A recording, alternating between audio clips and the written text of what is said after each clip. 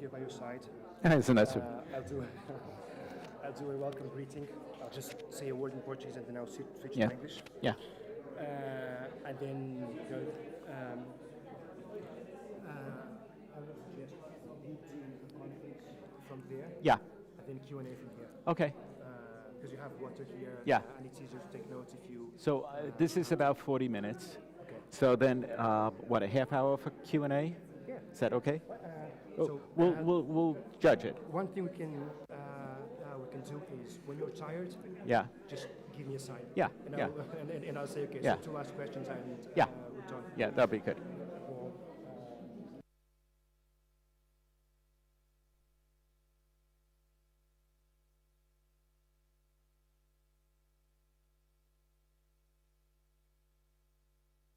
On. Can he hear me? I have it on. okay. Is it on? A bit more. Can you hear me? I have it on. It's on. So, what's happening here? And why do we have no sound? This is on. Can you hear me? Yeah. What about this one, Cynthia? Este é o microfone número. Tô. Ah, boa. Ok. Jim, ready? I am. Bem, então, boa tarde, boa noite a todos, bem-vindos. Uma alegria ver a casa assim tão cheia. E, enfim, eu vou passar para inglês agora, mas gostava só, estando em Portugal, dar boas-vindas em português a todos antes de começar oficialmente. Well, Jim, welcome. It's great to have you in Portugal. Jim was one of the first people to visit Brotéria while the building was still undergoing construction. So he saw Brotéria before Brotéria came to life and saw the renovations and all the refurbishment. And it's a delight to have you here now with the house ready to host you and to welcome you. Jim Keenan is a Jesuit born in New York, has been teaching in Boston for a while, Boston College now, Cambridge, well, Boston College, Cambridge before that. Has taught scores of Jesuits over the last decade, so he knows what embarrassing questions are about, so don't be afraid to ask questions later on. Jim is a good friend of Brotéria and of this desire to build bridges, to bring together our contemporary urban concerns and the tradition of Christian faith, something that is very keen to Brotéria. So, Jim, we're very happy to have you here. I'll give you the floor. Jim will talk for about 40 minutes, and then we have roughly half an hour for Q&A. Jim, thank you. My thesis is, before we talk about whether a person has a conscience, we need to know how vulnerable that person is and how inclined they are to recognition. Before conscience gets engaged, the moral person needs to be both vulnerable and to be able to recognize. That's my thesis. So I want to share with you an ongoing discovery. Years ago, I became worried about teaching conscience formation. It seemed to me that we were designing conscience formation courses as if the students needed a number of instructions. I began to see that we were thinking of conscience as a disposition, as something the students had that we wanted to form. Now I am beginning to think that conscience is not a disposition, but actually follows from some other disposition. Interestingly, Thomas Aquinas held the same position. As we will see, for him, conscience was not a disposition or a power, but rather simply an action. That is something that one needs to do. I say this because I see some students, who are responsive to the need for moral assistance, and other students are not responsive to the need for moral assistance. They all take the same courses. They can all get the same grades. They can study poverty, war, hunger, etc. But at the end of the day, when encountering someone in need, some of these will respond and some of them will not. Are we teaching them to be moral, or are we teaching them just to know what the moral thing to do is?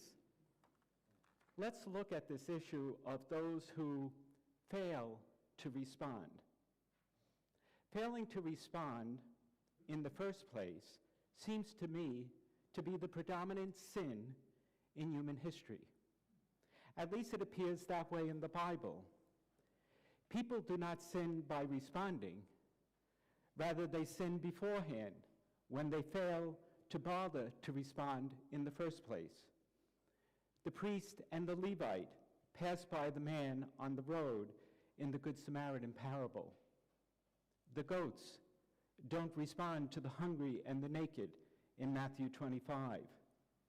And the rich man steps over Lazarus in Luke 16. None of them bother to respond. It's not that they do something wrong, rather they do nothing. They don't seem to even notice. Is there something that starts the ball rolling? Is there something about conscience formation that precedes the act of conscience, that considers who I am to be, and therefore what I am to do? Is there something we are not forming that eventually gets one to act in the first place? I think the problem is that we think of the beginning of moral action as the conscience, but I now believe that only after being vulnerably disposed to the other, and then subsequently recognizing the other, do we then in conscience act. These are the preconditions to the conscience act. Let's return to the Samaritan parable. I do not know if the priest and the Levite could have acted in conscience, but I do know two things. Neither in their humanity were vulnerably disposed to the injured man, and neither recognized, really recognized that he was injured and in need. They passed by. On the other hand, the Good Samaritan's first recognition of the injured man gives evidence of his vulnerability to the wounded man. Then after he recognized the man as being in need, he conscientiously, that is, in conscience, he needed to figure out how to treat and take care of the man, how to clean the wounds, how to get him to a safe place, how to make inquiries about the appropriate place in which to leave the man, how to negotiate and secure from the innkeeper his oversight of the injured man, how to dispense with his funds, how to redesign his return so that he could return to this particular inn so as to take the man with him, etc., etc. These were all the matters of conscience, but they were only activated after he was vulnerably disposed, recognized the man, and stopped. And then his conscience said, now what am I called to do? The Good Samaritan's conscience got a workout, but the work of conscience was the particular reflection of not whether to respond, but what to do. He had already decided to respond. Whether to respond happened when his vulnerable disposition recognized this man. The recognition led then to the conscience question, now what am I to do? One reason why we do not see what precedes the conscience is because, again, disregarding Aquinas, we think of conscience as essentially both a faculty or disposition or power and an action. We think of conscience as something someone has and as something someone does. I know I did, but I don't anymore. I think something precedes conscience, a vulnerable disposition, and then the first act of vulnerability, that is to recognize another. I think now that conscience is not a power or a faculty or a disposition, but simply an act. Just as Thomas Aquinas argued, I think we act in conscience when we try to descend into the particulars of what our own moral response should be. All ethics courses are effectively about acts of conscience, of what constitutes the right conduct to another, about what constitutes the right conduct for the common good, or even for the self. Ethics effectively helps us to reason well, for it's about the right action And that reasoning is what I am now calling the Conscience Act, is much different from the previous matter, that what we overlook, what I'm calling now the vulnerable disposition to recognize. In the Summa Theologiae of Thomas Aquinas, and to the article prior to the one on conscience, Thomas asks about a closely related aspect of the moral life called synderesis. There he argues that synderesis is a habit that inclines us to the good and that incites us to the good and murmurs at evil. This initial habit is for Thomas what eventually launches the act of conscience, that is, to deliberate and to act. Like Thomas, I want to argue that something precedes conscience that inclines us toward the good, the neighbor. Thomas called this inclination synderesis. I want to explore what that something is in different, more contemporary terminology so that we can better educate our students in conscience formation. What the goats, what Dives, what the priest and the Levite have in common is that they were not vulnerable to and did not recognize the other. That is, they did not recognize the homeless, the naked, poor Lazarus, or the wounded stranger. If they had recognized these humans as such, then they would have needed in conscience to figure out what ethics wanted from them. I believe that these instances, however, of overlooking others happens precisely because these agents were not prompted to see or imagine the others as like them. That was the problem. These people were not like them. Lacking the vulnerable disposition and the habit of recognizing this people, they passed them by. They knew ethics, but only for those whose dignity they recognized. The priest and the Levite for their colleagues, Dives for his business partners, but they were not interested in ethics for those whom they did not recognize. They never invoked an ethical consideration for those they don't recognize. What we have to address then is their particular indifference, their lack of vulnerability, and their lack of an inclination to recognition. Therefore, we need to tap their vulnerability and then train them to recognize others beyond their family, friends, and caste. In what follows, I want to first examine vulnerable dispositions and then recognition. So vulnerability. Like many others, when I first thought of vulnerability, I considered it, I'm sure many of you do too, I considered it singularly as being wounded, as primarily a condition that raises in some others alarm and concern.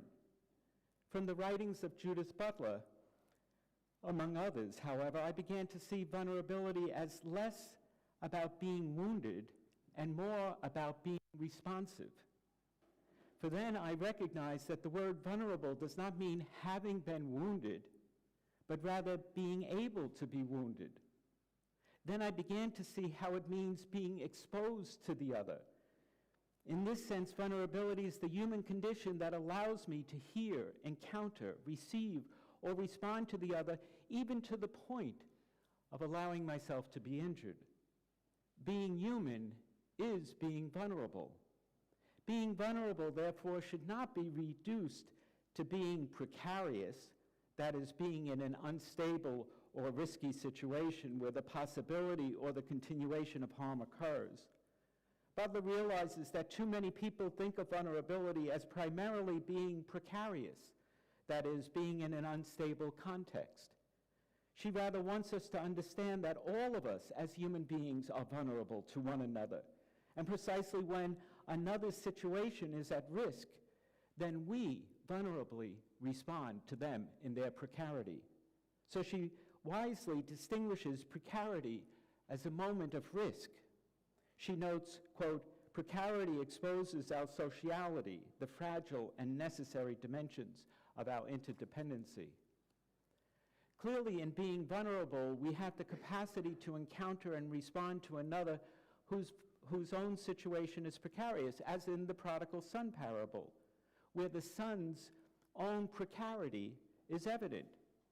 But while the beginning of the parable focuses on the younger brother's precarity, the center of the parable emerges as we recognize the vulnerability of the father, who recognizes his son in the distance, embraces him, incorporates him, and works to restore all that was unstable, threatened, and exposed and jeopardized. The vulnerable father recognizes his son as the precarious one, a humanity not recognized by those who left him to eat with the pigs. Similarly, in the Good Samaritan parable, the wounded man in the parable is the precarious one. It is the Good Samaritan who is vulnerable to the precarious man who has been robbed. Butler recognizes how fundamentally foundational vulnerability is. She writes, "Ethical obligation not only depends upon our vulnerability to the claims of others, but establishes us as creatures who are fundamentally defined by that ethical relationship.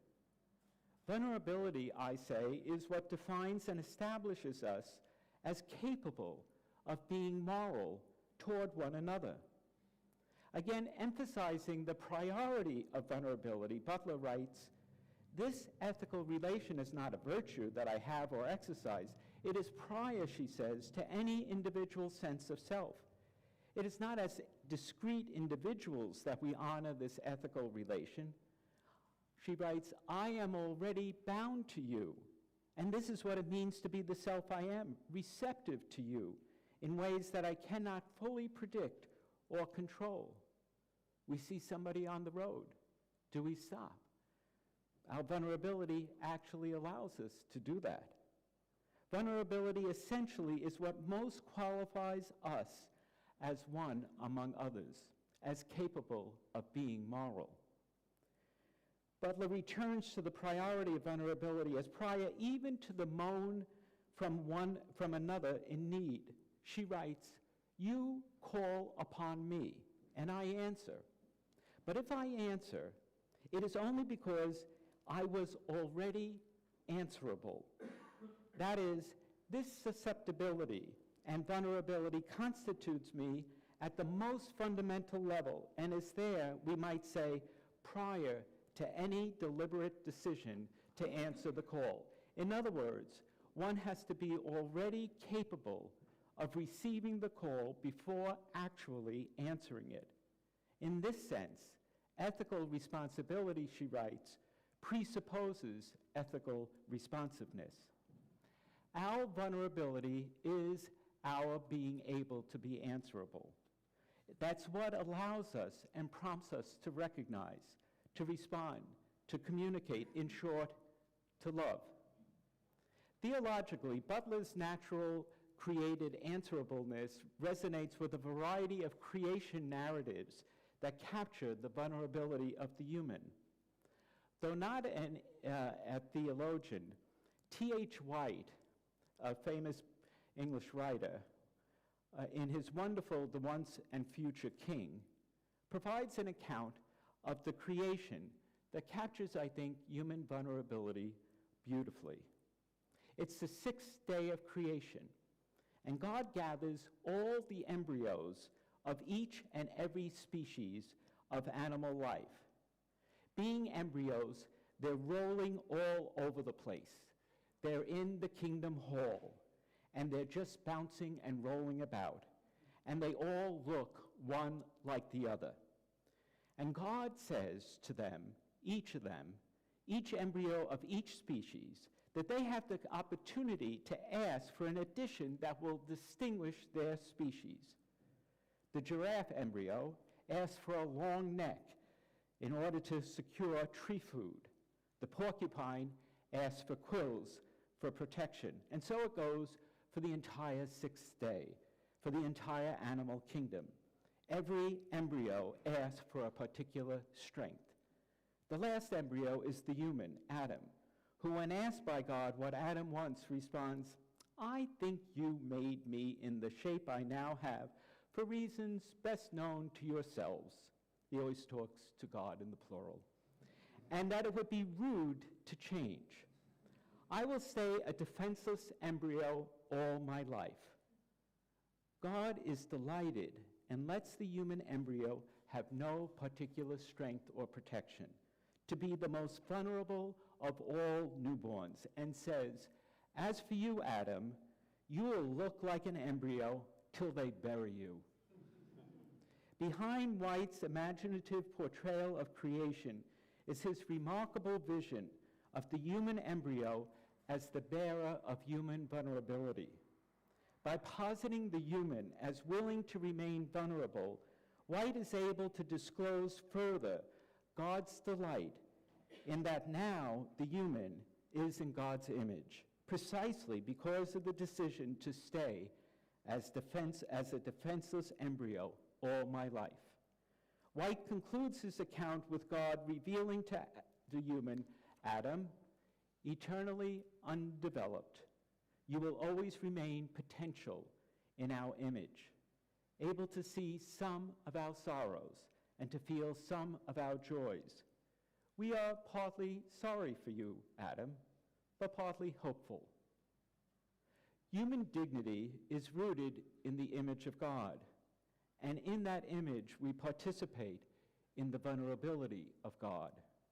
This insight of our vulnerability being connected to God's resonates with the great Irish theologian Enda McDonough's work, Vulnerable to the Holy, in Faith, Morality, and Art. There he begins his treatment on vulnerability with God. God reveals to us God's self as vulnerable by the birth of Jesus in Bethlehem, his life in Nazareth, and his death at Golgotha. Thus sounding like White, McDonough writes that to be made in God's image is to be made vulnerable. Our dignity is rooted in God's vulnerability, in God's openness, in God's responsiveness. So let's move to recognition. Besides theology and philosophy, the literature on vulnerability and recognition expands all over the place. For this presentation, I want to first turn to the work on gender and domination by the psychoanalyst and feminist theorist Jessica Benjamin, who reflected on infancy and mutual recognition among infants. Mutual recognition is the central experience of infants among infants. They've spent the first couple of months just looking at the giants. They're looking at all these human beings who are not at all like them, who are playing with them and touching them, and they're just bewildered by it. After being the object of the attention of people much bigger than themselves, mutual recognition is where an infant finally encounters another infant that seems much like itself, and yet not. Finally, someone is like them. They want to touch the face of the other. They are fascinated that this infant in front of them is just like them. They mutually recognize each other. Benjamin writes that in that moment, they recognize their humanity. They cry when one cries. They smile when the other smiles. She writes, "Mutual recognition is the most vulnerable point in the process of differentiation." And she adds, in mutual recognition, the subject accepts the premise that others are separate, but nonetheless share like feelings and like intentions. As we mature, the experience of mutual recognition can and should happen time and again as part of our growth as moral agents. The mutual recognition in infancy becomes the foundation for subsequent expressions of due recognition whenever we encounter humanity in its greatest precarity or neglect, as the Good Samaritan encounters in the man wounded on the road, or the father in his son who comes running back to him. From that first recognition where we acknowledge the others and our own humanity, we learn to develop a sense that the other in need is another human being. Of course, as we saw earlier in the biblical stories, overlooking the humanity of another is what gives us the unfortunate permission to withhold due recognition. Thus, the work of education is to help one another to be vulnerable and vigilant enough so that due recognition and appropriate response to the other is actualized as the worthy alternative to the customary but harmful stance of overlooking or neglect. The philosopher Patty McQueen explains recognition as an insight and a practice develops through going through 3 levels, he argues. First, from being an aware. Second, making a form of identification. And finally, to appreciating a responsible relationship that broadens our self-understanding. So let me say something more from McQueen about these 3 levels: awakening, a form of identification, and appreciating a responsible relationship. He writes, the term recognition has these 3 distinct meanings: as an act of intellectual apprehension, such as when we recognize we have made a mistake. It's awakening. We recognize the influence of religion on Portuguese politics. It's an awakening, that type of recognition. It wakens us up.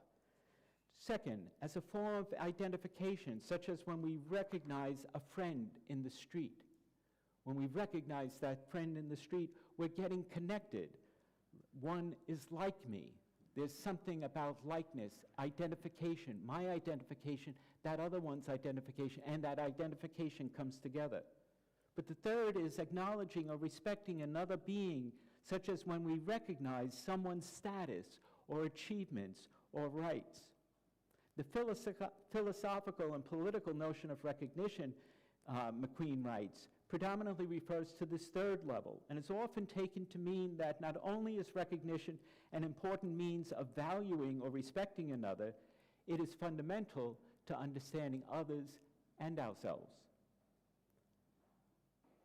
The awakening, too, and the identification with another's humanity are therefore the first 2 steps toward the moral threshold. We cross that threshold when we finally validate the other's humanity by an act of recognition. We can return to the prodigal son parable to uncover recognition's rich relationship with both the vulnerable and the familiar. In the parable, as the vulnerable father attends to the prodigal, he remains vulnerable to the older son as well, who does not suffer from precarity, but rather from dominance, which expresses itself in his resentment. Still, we should not think that the father is surprised by the oldest son's resentment. He knows it as clear as he knows his son. His son is a resentful person. His other son is a precarious one. When he sees his younger son in the distance, he knows that his movement toward the son will surely trigger the older son's own insecurities that are covered by his own dominance. Here then we recognize that the father's own vulnerability, his responsiveness, is what anchors both sons. The stability in the story is the vulnerable father as the precarious son returns and the resentful one tries to leave. The enduringly vigilant, attentive, and responsive father is so because he is vulnerable. And so when the oldest son refers to his brother as that son of yours, the father wants him to recognize his brother and responds, this brother of yours was dead and has come to life. But the brother needs to be vulnerable before he can recognize. Without it, due recognition just does not happen. One of my doctoral students introduced me to the notion of due recognition 3.5 years ago in a paper he delivered in Rwanda in the summer of 2019 called 25 Years After the Genocide, Can Rwanda Embrace an Ethics of Recognition? The Nigerian Hilary Naiwanya developed this fundamental insight because he wanted to recognize not only the victims of the genocide, but also the reformed penitent perpetrators. He noted that in Rwanda there was recognition for those who were harmed, but not for those who, through restorative justice, were seeking reinsertion back into the community, wanting to be recognized as such. Till now they remained ignored, overlooked, and neglected. He understood that we selectively recognize. Naiwanya notes that our human dignity is established socially by an appreciation of our relatedness. Borrowing from Charles Taylor, he argues that in the context of shared human dignity, Due recognition is not then just a courtesy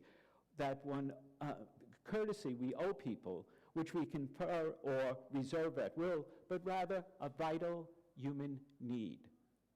When we fail to give due recognition, we often add to the oppression of another person or group of people whose own situation might be related to our own, though we fail to acknowledge it. Recognition becomes then a moment not only of the engaged awareness of another's situation, but of the self-reflective awareness of my relationship to that other and her or his situation. How then do we correct the gaze that keeps us from recognizing? Why is it that our cultures, like the biblical ones, permit us to fail to recognize the neighbor in need? The question of cultures insulating us from the need to recognize our neighbor was raised in my country, in the United States, nearly 90 years ago by one of the most famous Protestant American ethicists, Reinhold Niebuhr. In 1932, Niebuhr warned ethicists that we lacked, quote, an understanding of the brutal character of the behavior of all human collectives and the power of self-interest and collective egoism in all intergroup relations. So whenever you're with a group, like at a soccer game, for instance, think of this quote of his, where he warns ethicists, and therefore all of us, that we lacked, quote, an understanding of the brutal character of the behavior of all human collectives and the power of self-interest and collective egoism in all intergroup relations. There, in his work, Moral Man and Immoral Society, a study in ethics and politics, Niebuhr insisted that we do not see, quote, the limitations of the human imagination, the easy subservience of reason to prejudice and passion, and the consequent persistence of irrational egoism, particularly in group behavior.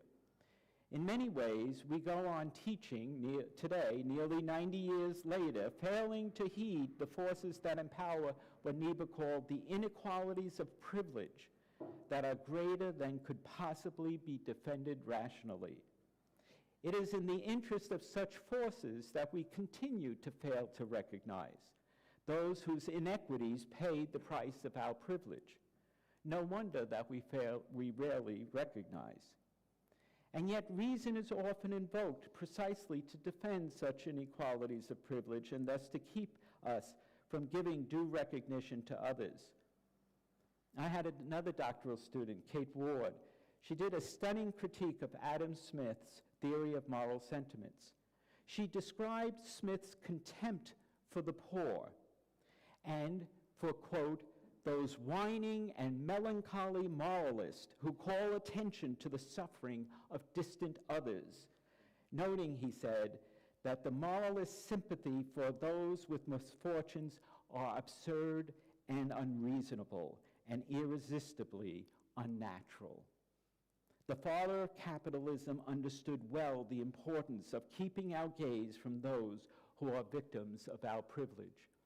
Kate submitted this article to 4 journals before it was finally accepted. The reviewers kept rejecting it, even though she had all the passages identified. They didn't like it because they wrote how good and how interested and how much sympathy Smith had for the poor, for the oppressed, for those who were neglected, even though he wrote that our sympathy should always be for the more accomplished, those who we want to look up for, those who we should revert our gaze to those with some power and privilege. And she also, though, identified the authors who are holding this position once she was not accepted in 3 of the journals until finally the 4th was reviewed by some people who were not among those authors. Isabel Wilkerson, in her magnificent book, Caste, The Origins of Our Discontent, takes us further than Niebuhr and provides us with the image of what she calls the wordless usher, whose flashlight, the wordless usher, you go into a theater, the show has begun, you're late. Maybe it's an orchestra playing and you still have to get to your seat. And the wordless usher has a flashlight that keeps your gaze focused, not letting our eyes go and advert to any lower caste whom we dare not recognize. Wilkerson writes, as we go about our daily lives, caste is the wordless usher in a darkened theater, flashlight cast down in the aisles, guiding us to our assigned seats for a performance. The hierarchy of caste is not about feeling or morality. It's about power, which groups have it and which do not. It's about resources, which caste is seen as worthy of them and which are not. Who gets to acquire and control them and who does not. It is about respect, authority, and assumptions of competence. Who is accorded these and who is not. The power of these arguments is that they remind us how prevalent the forces are that keep us from reverting our gaze and discovering a mutual recognition in the other, whose condition we are socially trained to ignore. Recognition is therefore the act that liberates the vulnerability of the agent and the other in the face of the distorting power of the caste that structure our lives. Yet before we teach recognition, we need to educate our students about just how pervasively the wordless usher deflects the gaze of due recognition. For indeed, our societies train us, as Niebuhr and Wilkerson try to let us know, not to see the ones who have been overlooked. If we want to teach our students that they need to be vulnerably disposed so as to mutually recognize the neighbor long overlooked, we need to heed the structures that prompt us not to bother to recognize in the first place. Let me give a few examples of my own discovery of the prevalence of the politics of overlooking. I want to look for a second at the church's sexual abuse, then I want to look for a moment at racial injustice, and then I want to conclude on the most ignored people of the world, the homeless. In 2002, I'm a priest from New York, but in 2001, I moved to Boston. In 2002, the abuse crisis broke. Do you know what it's like to be the Catholic moral theologian who's a priest in Boston? You can't imagine. In 2002, as a priest in Boston, we learned how many relatives wrote to bishops and pastors about their children being abused. Every day, we would read letters that had been sent to Cardinal Law and to other bishops and pastors about how upset they were that their nephews or nieces or their sons or daughters were being sexually abused.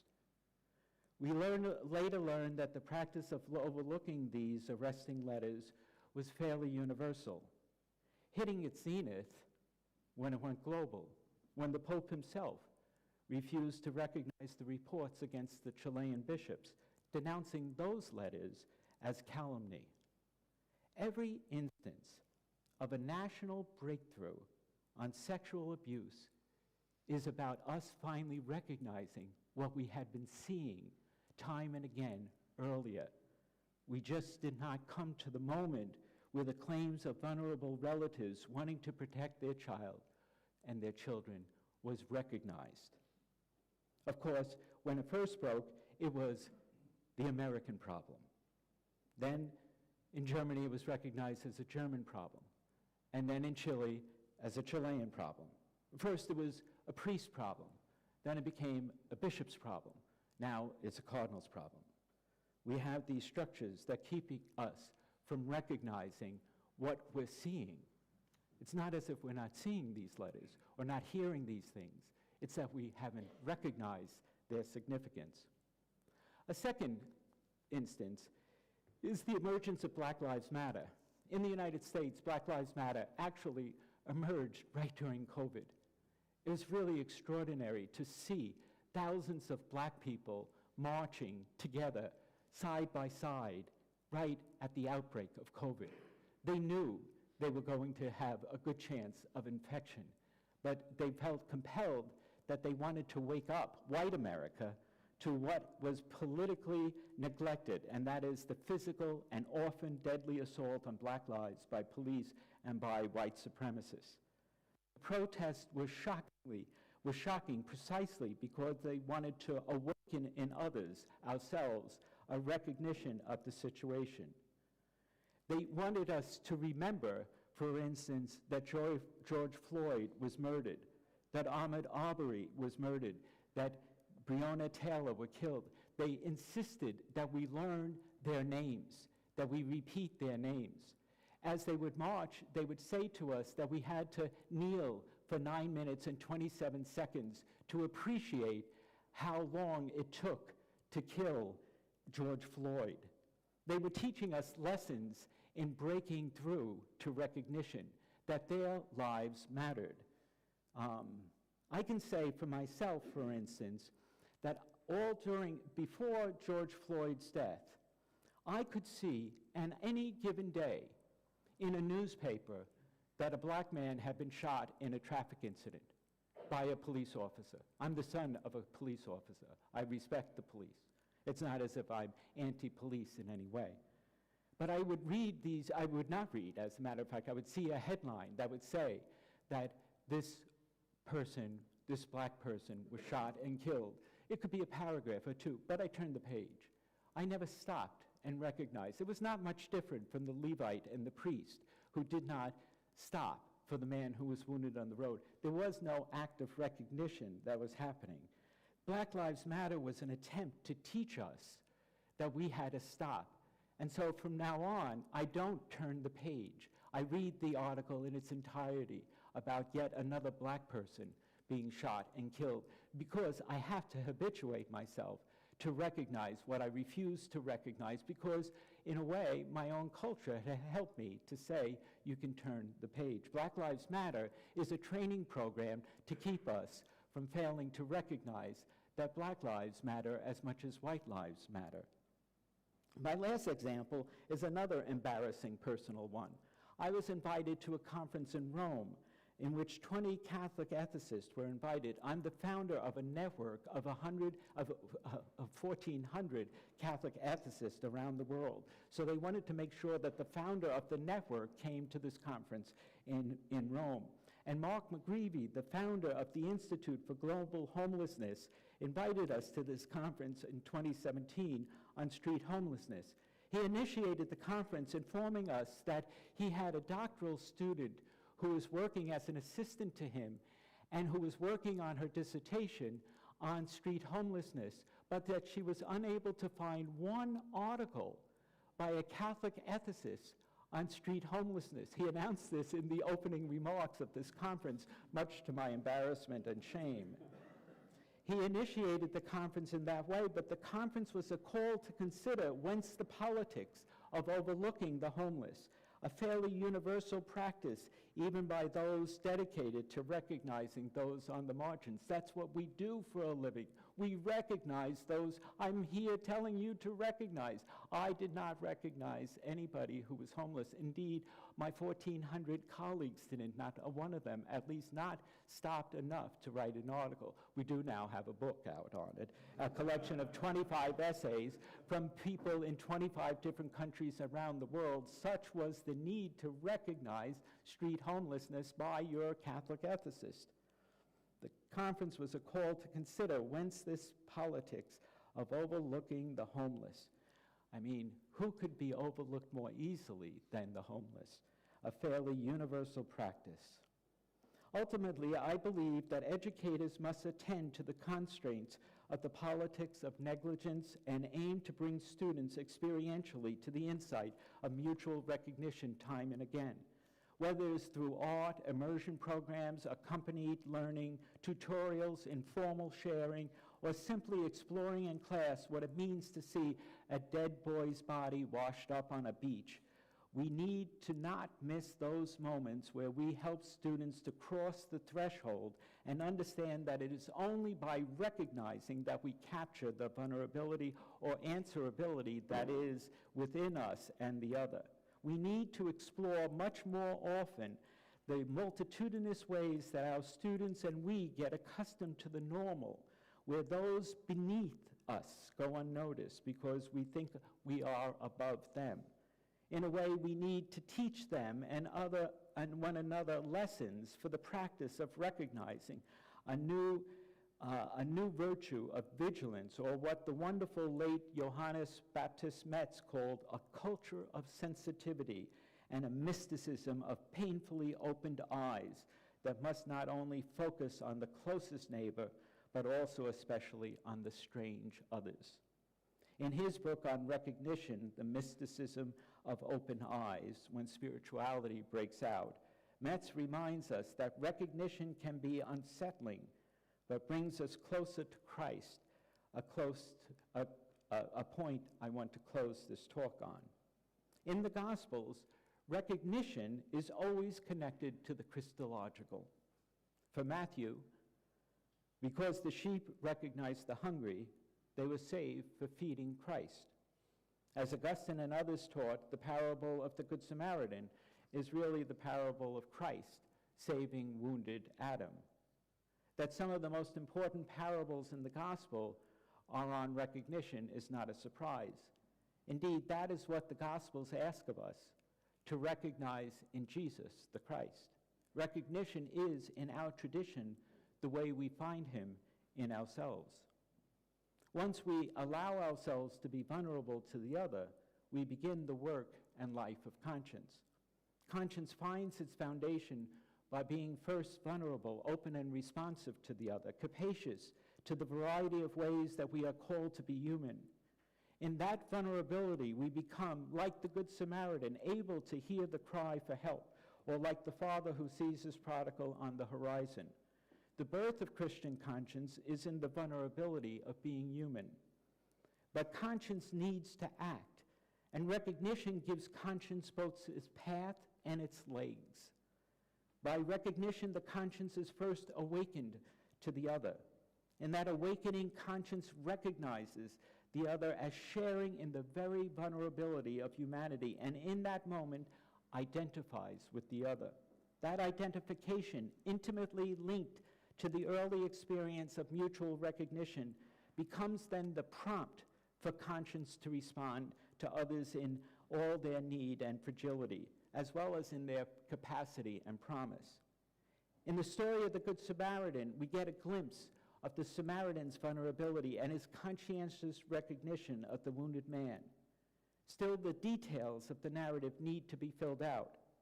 Those details about the cleansing and bandaging of the wounded man's wounds, of the search for a place for the wounded man to mend, about the even more difficult investigation for an innkeeper capable of trust, care, and prudence, about the finding of the funds to return to the inn, about the resolution to bring the wounded man to the Samaritan's homeland, and the eventual incorporation of the wounded man into the land that the Good Samaritan was from. All these meticulous details are the stuff of conscience, the working out of human vulnerability, wherein we recognize and live out our shared humanity.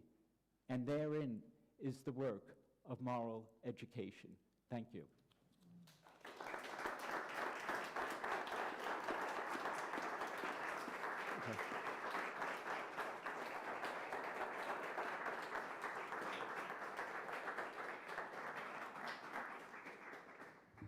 Before he speaks, because I will never get another time, I am very interested in your comments and questions. That's why I'm here.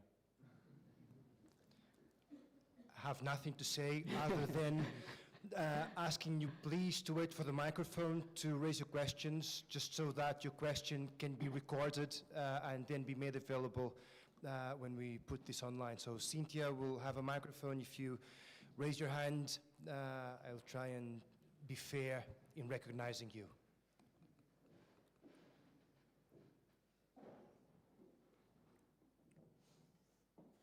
Well, Peter?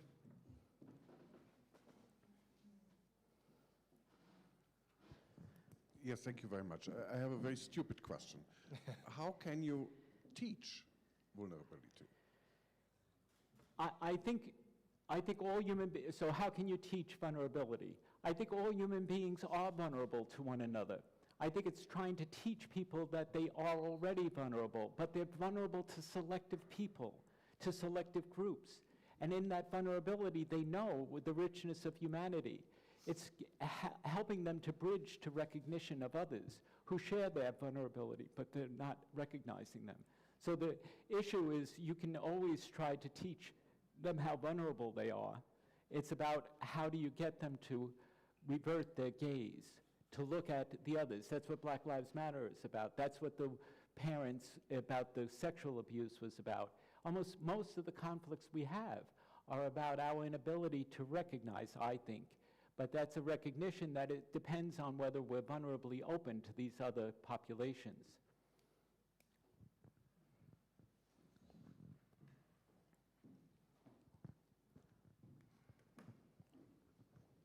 Thank you. Thank you very much. I think quite thought-provoking. You didn't mention the role of social media, but the way we teach in class, so I teach business, and the way we teach in class is highly affected, especially in terms of conscious, highly affected by the role models that we can control, and they are in social media. So do you have any studies on social media, and how do we help our students to navigate consciousness in this new world? There's so much material now. There are so many major philosophers. I mentioned Charles Taylor, for instance, in passing, but there are so many major moral philosophers, Judith Butler is yet another, who are looking at the issue of recognition, that it is forcing us to ask, you know, how can we learn about recognition and about reverting or correcting the gaze?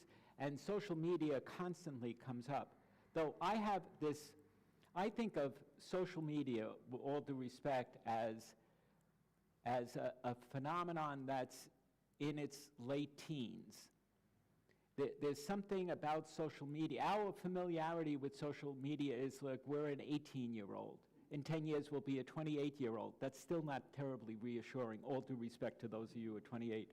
There's a certain, but I don't see many. But there's a certain way that I think that we're in the beginning of asking the questions. We have to appreciate that social media is in the hands of us in our recognition capabilities. And so we have to ask, what is the impact of recognition on social media? How can we correct the gaze? How do we become more inclusive? How do we understand how manipulative social media can become?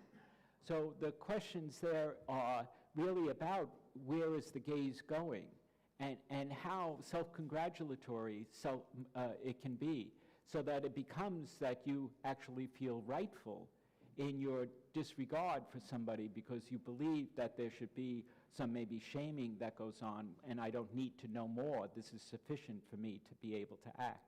So there is more and more people who are realizing that recognition needs to be brought as if you will, a critical element to the right use of social media. But it's still in its very beginning stages right now. So Hillary is doing his dissertation on recognition about people who are repentant about their participation as perpetrators. So you could think even in the sexual abuse crisis, the priests who actually acknowledge their wrongfulness and are not, if you will, serial predators, but are problematic in their conduct, and they're yet try to address that. How do we reincorporate, how do we recognize them? Or how do we recognize people who've been involved in atrocities? Or how do we recognize other people who've been involved in criminal activity? How do we recognize and bring them into the community? There's a lot of recognition of victims. Me Too movements do that. But there needs to be recognition of others. So he's doing his dissertation on that. I have another, he's doing his dissertation, he's from India, and he's doing it on recognizing the Dalits. The Dalits is a fascinating group on recognition because the entire caste structure is developed precisely so you don't recognize the Dalit. The Dalit is an unrecognizable category. So to say that they're to be recognized is a contradiction of caste. And so he's trying to look at that issue on caste.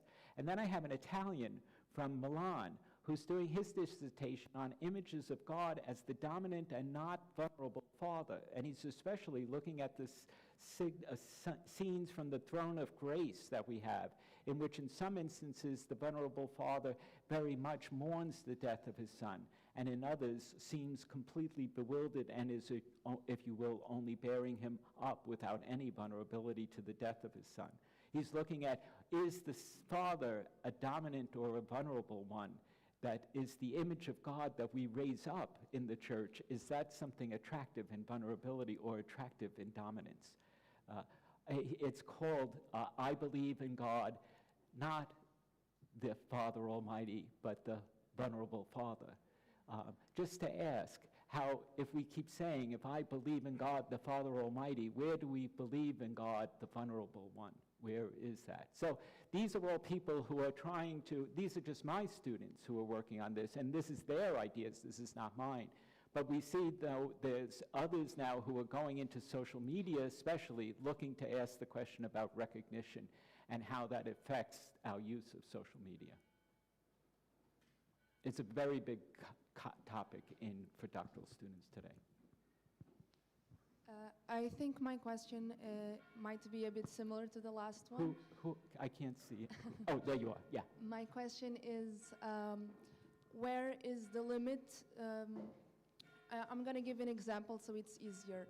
So if we see, for example, a homeless person and we are exposed to their vulnerability, is it up to us to recognize that vulnerability right away, or is there some sort of limit to analyzing how truthful it is, or is it up to our own vulnerability of being wrong? So that's a great question, but those are questions about conscience. If you've already recognized a homeless person or groups of homeless people, or you're involved in homeless work, you've already begun the act of recognition. Now there's the question of conscience as to what is the right way to proceed. In some instances, it may be to help some person. In another, it may be to challenge a person. In another, it may be to listen. It all depends. These questions, like that question, is about a question of conscience. And what I'm trying to say is that's great. That's where we want people to be. But I would say most people aren't there. And why aren't they there? Because we think that everything is answering questions like that. And I want to raise the previous questions of, do they matter? Do the homeless matter? Do children being abused matter? Do transgender people matter? Are we recognizing others? Are we into that? Do we appreciate what it is to give attention to Black lives? So your question is about a question that I would call a question of conscience. And I worked in soup kitchens, and I knew that I would be working with some people who had spent too much of their time and life and energy, and they had not addressed some questions about themselves that needed to be addressed. Though I met many others that were doing exactly what they needed to do. But those are questions of conscience. I'm trying to get to this previous question, who recognizes that these lives do indeed matter. Is that helpful? Yeah, okay, thank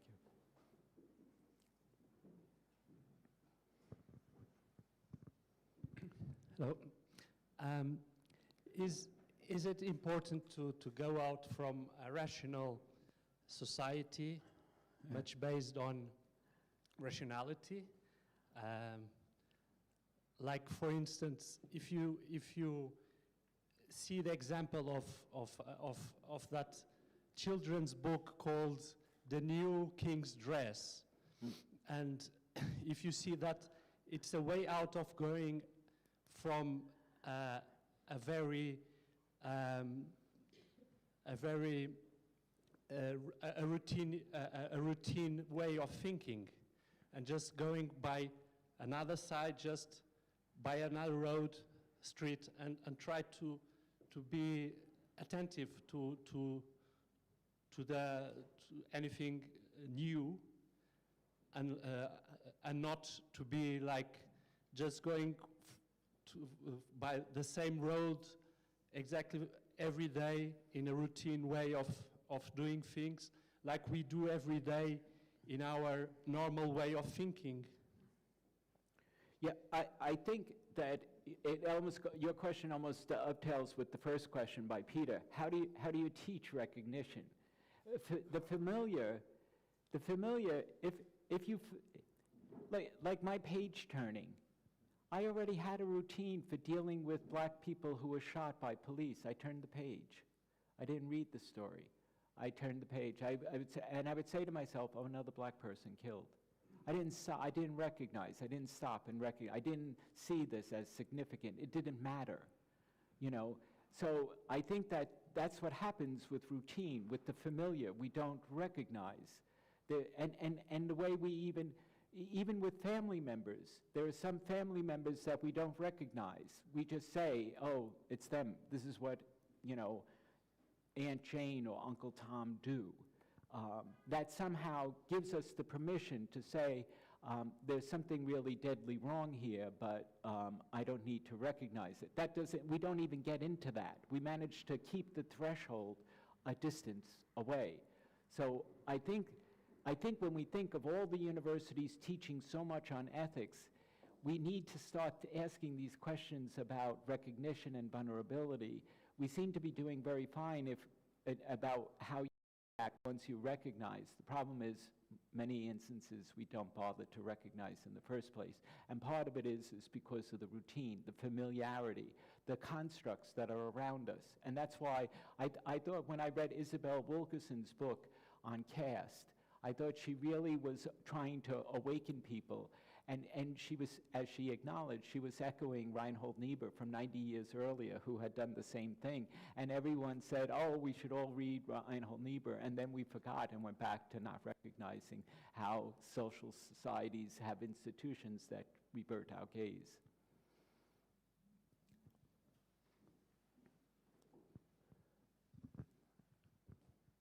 Hi, back here. I really enjoyed your talk. Thank you. I'm studying moral philosophy, so this was very useful for me. Oh, okay. Hi. Thank you. And I had two quick questions. I'll try to keep them short. The first one is, it's more of a comment, actually. The first one is that the way you described recognition reminded me of Iris Murdoch's idea of attention and her example on the sovereignty of good, I think, where she tries to explain that morality is not just about external acts, but also about the way we see other people. And she gives this very famous example of how a mother-in-law tries to, she endeavors on trying to see her daughter-in-law differently and not just disparagingly, let's say. My question here would be, how far can our will, self-will, go on this exercise of attention, and whether we need a community to exercise, to develop this virtue of attention?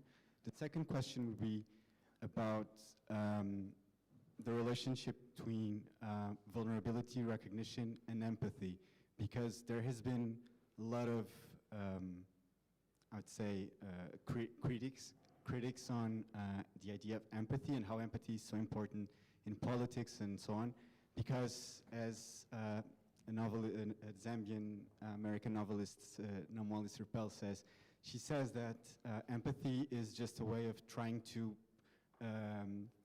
keep the status quo, and you see in this movement, the Black Lives Matter, that, for instance, the case with George Floyd, it just enhanced a way of white self-flagellation, which didn't translate into real political change. And yeah, I will end here, so maybe. To the first one, I'm doing a lecture here in front of you. I'm literally trying to create a community of investigation on this. I don't think talking about vulnerability and recognition should be done on a one-to-one basis. I think it needs to be something that we raise in groups, in classes. That's why I think Peter's question about how do we raise up recognition and vulnerability, where should it happen? I think it has to be in community. When I talk to, no, I know, I was thinking of other names for you. But when Francisco first asked me to come here for the 120th anniversary of Brotéria to do a lecture for that here, I was trying to think of what I should do it on. I think that 120 years of Broteria's work has to be about vulnerability and recognition. That's why I'm here. I'm not here for any other reason but for Broteria's work, to say that its mission has to be about vulnerability and recognition. Now, if that vulnerability and recognition is about a true empathy as opposed to a self-complacent one that you're proposing, I'd say, well, you know, let's make sure that it's a true empathy. But I do think that real work like this has to happen in community. You know, like I found that when in the United States, in our communities, the interest of Black Lives Matter was really rather compelling. Our black students kept demanding that we say something about Black Lives Matter. And we were kind of like, oh, well, I'm not black. We were somehow saying this was not really about us in a way. It was about you. Why don't you raise that up? So there was a certain way that we were still ignoring that, and that we kept being confronted by it. It was really fascinating to be confronted by Black Lives Matter in a time when we were supposed to be avoiding one another of COVID. I mean, there was so much contrast that went on with Black Lives Matter that in a way it became a mirror for us to ask, how are we conducting ourselves during this COVID thing? So I do think it's all about whether or not our communities can recognize that Black Lives Matter, you know, that migrants matter, that transgender people matter, that there's a certain way that women's lives matter, you know, that this is something that happens there. And the second strikes me that, you know, the people who were doing the most work on vulnerability were people like Judith Butler and Erin Gielson and Katharina Mackenzie, all these feminist philosophers who were trying to say to us that the way we were using vulnerability was that if it meant that you were a vulnerable person, meaning a person in need, then the one person you needed was not another vulnerable person. That you needed somebody who had dominance and power, who could rescue you. And that brought in all sorts of disproportionate things. They were interested in reforming the notion of vulnerability so that we did not make it some sort of way that it was an instrument to condescend to help another, but rather to recognize that the other is like me. And that's why I need to respond. So the feminists went to try to rescue vulnerability from a false meaning that it had, in which it was about precarity rather than about the capacity for responsiveness. So these are two big correctives that happened, I think. A corrective of recognition itself, but also that recognition has to be communal, and a recognition that vulnerability itself had to change. It was no longer good to be thinking of vulnerability as being, I'm in need. It needs to be, I'm responsive. And therefore, the person who responds to the person in precarity is a vulnerable person and not a person from dominance, a person who does not want to be vulnerable, because that's what we want. We want people who are vulnerable in the first place. Jim, thank you. I have to be timekeeper, and I have to play usher. It's 8:15, so my suggestion is this. We will finish the Q&A here, but we have wine and finger foods. I don't know how to say croquettes in English. That we have. Can I just have one last question? Sure. I saw a couple of hands, so just whoever you want to give the mic to, but one last question. Oh, there's somebody insistent. Livia. Thank you so much. I'm going to be very, very short. So the first question is, how can we translate what you propose in terms of public policy? In terms of what? Public policy. Yeah. And the second question is associated with that. I've read some articles on Washington, D.C., that the city is being very successful in solving the problem of homeless people there. Yeah. Do you know if the policy has some elements of ethics, or it's more about mechanics only? Like buying airplane tickets to send people to Florida and things like that? No, usually they're sent from Florida. Okay. Yes, we need to get our geography right here. I would say there's a woman, Rosalind Hursthouse, not Rosalind Hursthouse, it's, what's her name? Roseanne Haggerty. It was an RH. Rosalind Hursthouse is a philosopher. Roseanne Haggerty, she won the MacArthur Award, which is what we call one of the Genius Awards. She won it for her work in street homelessness. She wanted to eradicate homelessness in communities. And so you look up Rosalind, Rosemary, what did I say her last name was? No, it begins with an H. Haggerty. Rosemary Haggerty. If you look her up, she has this website in which she has gone to about 180 municipalities to help them to eradicate homelessness. It's all about recognition. It's all about actually finding out why you have homeless people.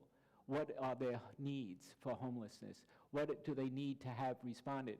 What happens in many instances of homelessness is we don't really investigate the people. We just provide them with homes, or we provide them with some needs that we perceive they need without asking them what it is they're looking for. And so she looks for communities to eradicate homelessness by recognizing the homeless who are there, and by engaging them and by vulnerably accompanying them in the journey. So Rosemary Haggerty is the person to look up on that. Okay. Well, Jim, thank you. As I was saying, croquettes on the other room, and now we can stay for a bit longer. I'm sure, so we used to have 3-hour-long classes, and I'm sure Jim is still good to go for a while more if you want to pick his brain a little bit further.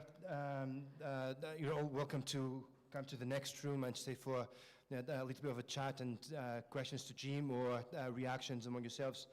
Jim, you've been a very good friend of this house, and we're very grateful for all you've done for us. We hope to have you back here in Lisbon at some point, and when that day comes, we'll find the whole auditorium to have you preaching to the crowd. So thank you so much. Obrigado a todos.